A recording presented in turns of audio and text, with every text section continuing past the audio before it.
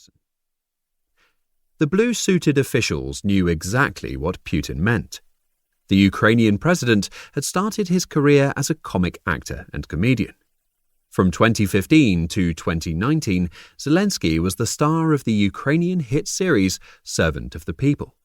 He played history teacher Vasyl Koloborodko, who after a long day of teaching launches into a tirade against all of the injustices in Ukraine: corruption, broken election promises, stagnation and poverty, and the tax privileges, dachas, and motorcycle escorts enjoyed by the political class.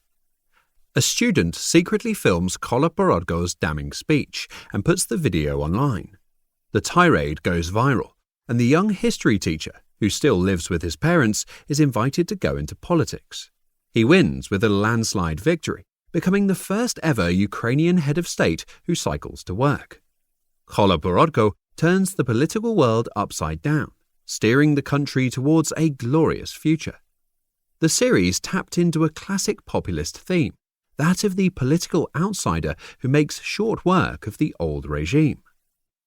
In 2019, the final season of Servant of the People blended seamlessly into a slick election campaign for the soon-to-be president. Servant of the People, Sluha Narodu, became the name of Zelensky's political party, which won an absolute majority later that year in the Ukrainian parliament, the Verkhovna Rada. Putin was right about one thing. Until that time, Zelensky had only ever played the president. The former showman was now placed at the helm of a bankrupt country, a nation at war with a political and administrative system that was corrupt to the core. In the 30 years of independence since the disintegration of the Soviet Union, Ukraine had been unable to disentangle itself from the chaos that gripped the country in 1991. Zelensky promised to solve all the problems within a single 5-year term. Many thought that he would fail. Within months of his election, Zelensky's reform program had ground to a halt, resulting in a life-and-death battle with the all-powerful oligarchs. To survive within the Ukrainian House of Cards, Zelensky resorted to unconventional means. Human rights organizations expressed concern for his autocratic tendencies.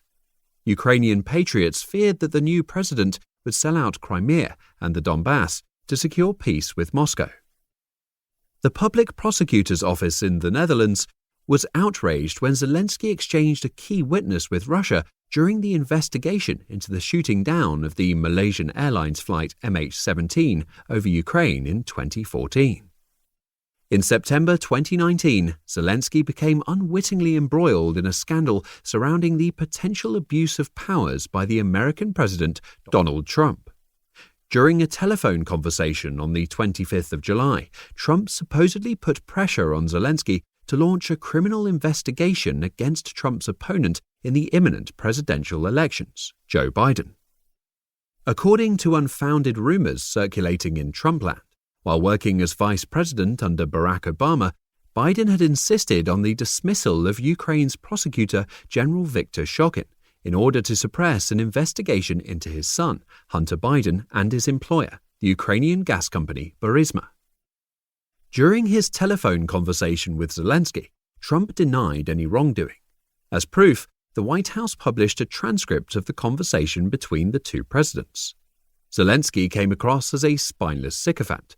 "We are trying to work hard because we wanted to drain the swamp here in our country," the Ukrainian president said, parroting Trump's own election slogan. "We brought in many new people. Not the old politicians, not the typical politicians, because we want to have a new format and a new type of government. You are a great teacher for us." The Russian state television service, under the Kremlin's control, branded Zelensky a clown. In the summer of 2021, during a major press conference held for the Russian people, broadcast under the title of A Direct Line with Vladimir Putin, Putin was asked whether he would now be prepared to meet with Zelensky. Putin replied that it would be of no use whatsoever, since Zelensky had placed the governance of his country squarely in international hands. It is not Kyiv that calls the shots in Ukraine, but Washington. It is altogether possible that Putin really believed what he said. On the 24th of